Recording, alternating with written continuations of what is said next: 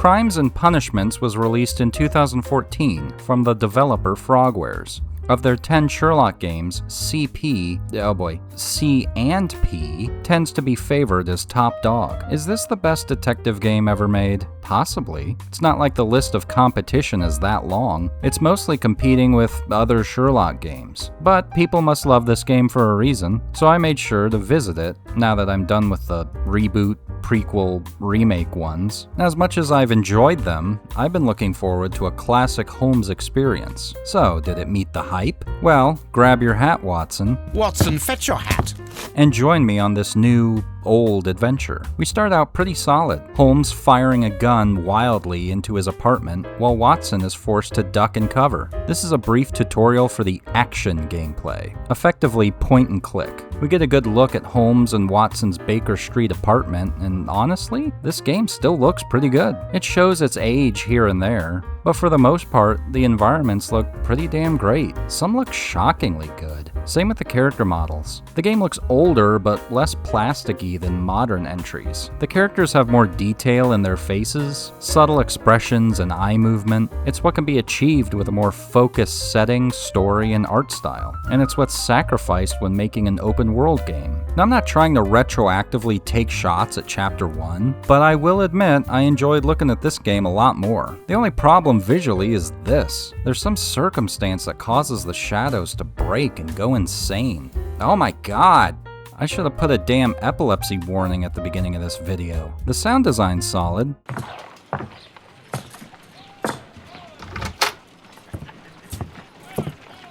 Ah, Lestrade. I haven't experienced Carrie Shale as Sherlock before. Good day to you, sir. My name is Sherlock Holmes. He's got a great presence as the character. Please escort this suspect for interrogation. He always sounds in control, whether things are going as planned or not. Gentlemen, you are under arrest. All of the voice acting is pretty great. Hello, hello, hello. That, combined with the character design, really helps sell almost every scene. The music is solid too.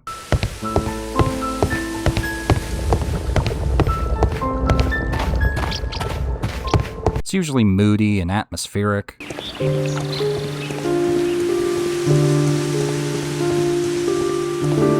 It never really takes center stage, just sets the tone for the scenery. Once again though, it's let down by small bugs. Sometimes the music will trigger when you enter an area, then die off when you cross some boundary. The problem is, sometimes it seems like there's no rhyme or reason to it.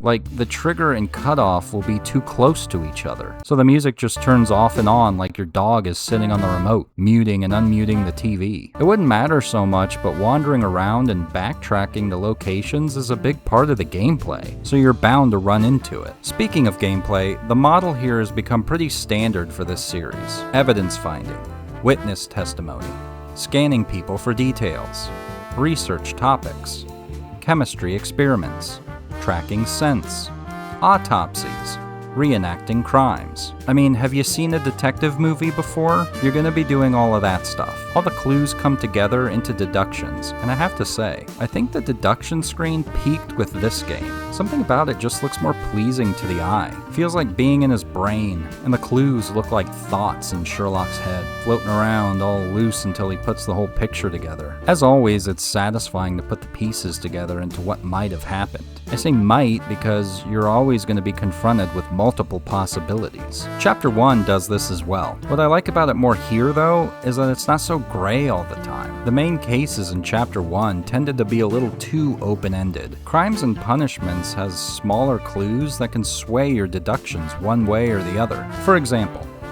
some poor soul is killed by a harpoon. It's worth looking at your list of suspects and deciding who's capable of it. That, along with means, motive, and opportunity, will usually give you the true outcome. But you can throw someone else under the bus if you want, or decide they were justified in their crime and let it go. Sometimes you have the chance to throw shade at the cops and take all the credit, or maybe partake in a little sibling rivalry. Mycroft. Sherlock.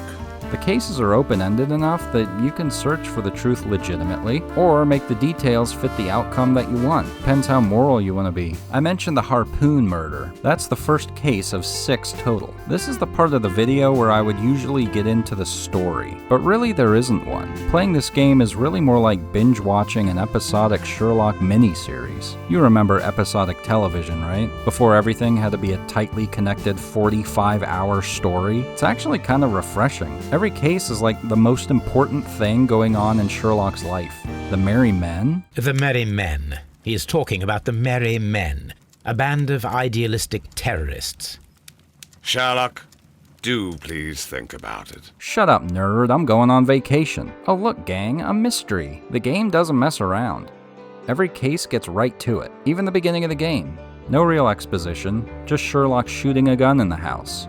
And Lestrade's like, "That's dumb, come solve mysteries with me." Now, if you've watched my videos before, please like and subscribe. You know that I prefer when a game doesn't dick you around too much. There's like 0 fat in this story. Well, maybe there's some, I guess. But for the most part, you're a goddamn mystery machine, and I love it. It's strange to say, but the lack of a bigger narrative is one of the best things about this game. That's why when it tries to rear its ugly head at the end, it feels so out of place. So spoilers, kinda, I guess. Alright, so the Merry Men are brought up by Mycroft earlier in the game. Lestrade does too. The Merry Men. Basically, they've been running amok in the background the entire time. They're anarchists trying to tear it all down.